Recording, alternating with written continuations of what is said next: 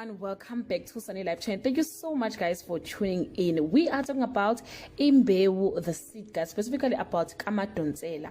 When Kamadonsela was arrested for killing Thokozile in January, she was very sure that she was going to spend the rest of her life behind bars. With that in mind, being the good and caring woman she is, she didn't want her husband and children to carry on with their lives without a mother figure. She also wanted her husband to have someone to share lonely night with. So guys, she asked her sister Sebenzile, portrayed by Mabusi Shezi, to take over her husband and be a substitute, and Sebenzile agreed.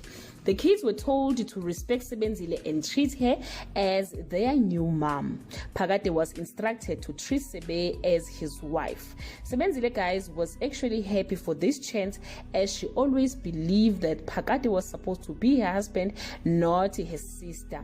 Sebenzile has always been in love with Phakade since they were kids, and she believed Phakade is her soulmate.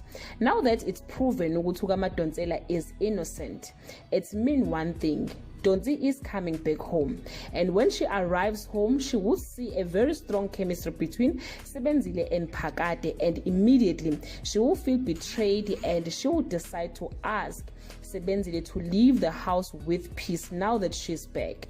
But unfortunately, guys, Sebenzile's feelings are now involved, and she loves Phakade. Sebenzile will refuse to leave the house and suggest a polygamous marriage.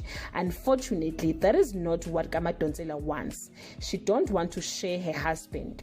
Then what must happen now? It's time for Phakade to make his choice. Should he choose Kamadonsela or her sister Sebenzile? Guys, the truth must be told. Kamadonsela have herself to blame. That's all I have for today. Thank you so much guys for watching this video. Please don't forget to subscribe, comment, and share this video. Bye.